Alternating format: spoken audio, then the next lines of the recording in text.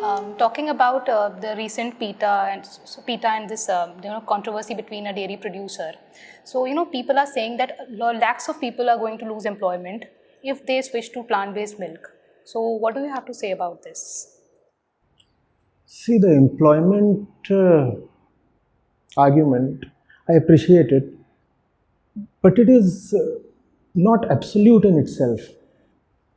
In fact, the employment argument can be stretched to absurd extremes.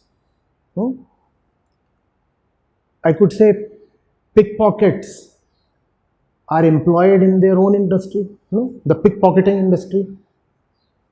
Why are you arresting them? It's an industry. Why are you arresting them? You are making several hundreds, if not thousands or lakhs lose employment, right? By no means am I saying that a dairy farmer is a pickpocket. Please don't take it to that level. But what I'm saying is that are all means of employment really permissible? Legally, ethically, whichever way you want to look at it. If the employment argument is absolute in itself, then anything that helps a man earn money should be permissible. Then why do we, for example, punish tax defaulters? He's just trying to make some money for himself, just as the butcher is trying to make money for himself. No? So just because some activity yields money to somebody, that does not mean that the activity is okay. Otherwise, there are 1,000 debauched ways of earning money, making money. We would have to allow each single one of them. So firstly, this is about the argument that because see, whenever you want to take a corrective step, there is always this argument that is thrown at you that this will lead to loss of livelihood. If you want to switch to a greener technology, not much to do with veganism here, but let's say you want to switch to a greener technology, then people will say the old technology was manpower intensive, so there were so many who were earning their bread from it. Now you have switched to a technology that's more automated, so loss of livelihood, this kind of thing. You do anything progressive, it is generally believed that it leads to loss of livelihood, and prima facie it does. But when you look at the complete picture, when you zoom out a little and you look at the complete picture, you find that it is not leading to lack of employment, because if it is actually a new technology, a better way of living, it is leading to an overall increase of efficiency in the economy. So in many other ways, it will lead to employment generation. The problem here is the loss of employment happens in one localized area, in one localized segment. So for example, those who earn through dairy, they lose money. So that is very visible. And some zealous reporter can go and create a documentary and say, you look at this, his name is something, Mr. Pankaj Singh had 40 buffaloes and he used to earn so much per month, and now he is not making that money. So now one particular individual, he has lost money, and that is visible. But there would be 1,000 people who would have marginally increased their incomes. That would not be visible. Are you getting it? Because the overall efficiency of the system has increased. You see, one person has lost 10,000 rupees a month. That is very, very visible, and it becomes a localized thing. The tragedy now has a human face. The face is of Mr. Pankaj Singh. And you can say Pankaj Singh who has lost money. Pankaj Singh has lost 10,000. There are 1,000 others who each have gained 50 rupees each. So how much is the gain? 50,000. How much is the loss? 10,000. But that 50,000 gain is distributed among 1,000 people. So it is not a big story. It is not sensational. No, it is not sensational at all. No reporter will go and make a story out of somebody adding just 5% to his income. Just 50 rupees has been added to that fellow's income. It is not an exciting story. But one fellow losing 10,000 is a big story. What we fail to see is that, in a nutshell, on the total, there is a gain. And if there is a gain, what can be done? All those fellows who have gained 50 rupees, can rupees 5 or 10 be collected from them and Mr. Pankaj Singh be subsidized? Now what has happened? All those fellows who have gained, you collected, they have gained rupees 50 each. Since they have gained rupees 50 each, you collect rupees 10 from each of them and feed Mr. Pankaj. Now Mr. Pankaj stands at a point of no loss. And all those other people stand at a point of gain of rupees 40. Everybody has gained.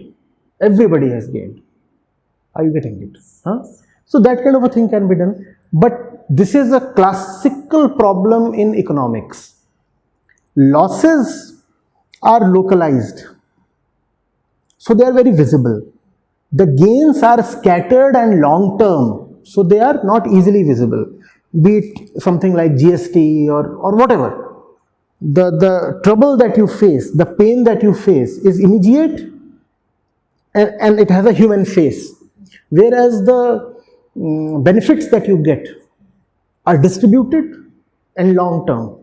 So they do not make for an exciting and sellable story. So they don't get popularized. And that's the trouble governments and reformers all over the world face. Whenever they want to do something progressive, this is the argument that is hurled at them. This is going to lead to loss of livelihood and loss of employment and such things. So even like the European Union has banned the use of term milk for plant milk producers in Europe and European area basically. So similar trend is being seen in India also, and now I think an FSSAI notification is going to come in very soon on this. So do you think that there must be some efforts from the government side also to push this sector, the plant-based sector, and the companies in this? If you have an enlightened leader, that would happen. But even if you do not have a very enlightened leader, why do you wait for the government policies? Please tell me. Plant-based products are anyway more economical to produce. You do not even require government subsidy. I am very closely associated with a firm that is bringing in plant-based products, not in a commercial sense, but I have been mentoring them in a spiritual way, you could say. So I know for sure how inexpensive it is. I know for sure that if you tell the population that what I'm serving to you with fortified ingredients has all the goodness of milk at 1/3 the price, at 1/5 the price, people will take it. Maybe initially there would be some reluctance, some suspicion, but gradually the thing would ease into their systems. So you do not even need positive government policy interventions. You don't need that. All you need is willpower and the resolve to bring it to the masses and make money. It's something that can succeed even commercially. So it's a good combination where you have ethics on your side, where you have spirituality on your side, and where you also have commercial gain on your side. And all this can be put into one. It's a fantastic opportunity for entrepreneurial advances. Okay, so talking about this, soya is it's like the most widely consumed food by vegans in different forms, and most of the soya that comes into India and in other places is all GMO. So people say that it's harmful for health, and there are a lot of basically they have reservations about it. What do you have to say about that? No, if it indeed is genetically modified, then it's a great opportunity for someone to produce, organic or natural soya without any genetic interventions in it and market it.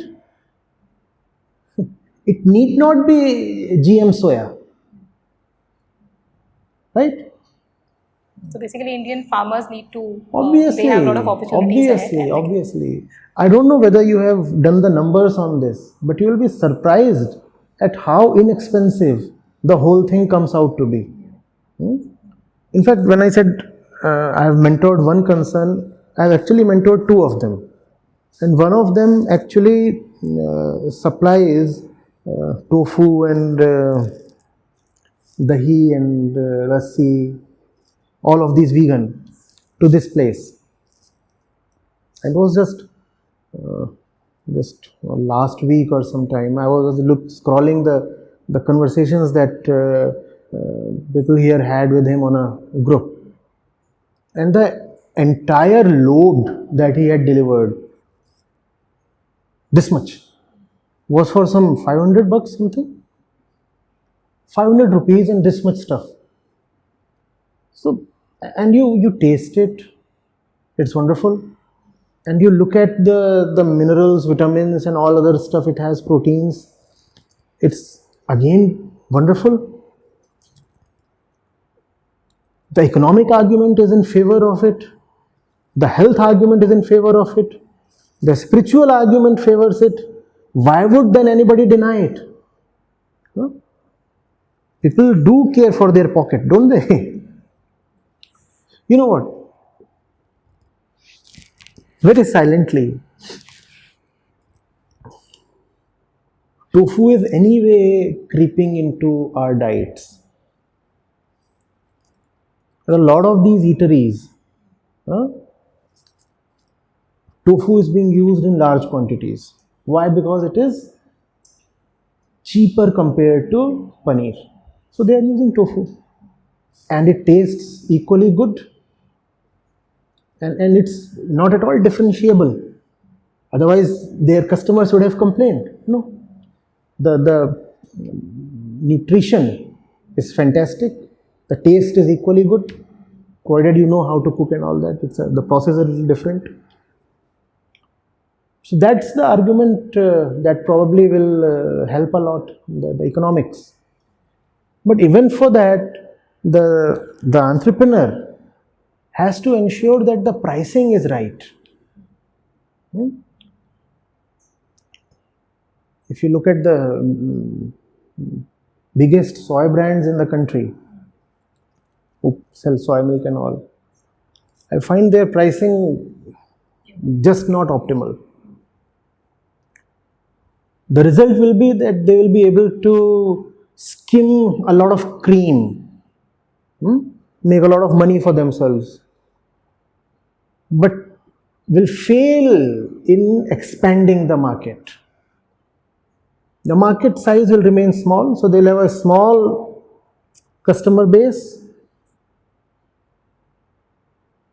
but with large margins. So in total, they'll be able to make some money, which I think is a bad deal.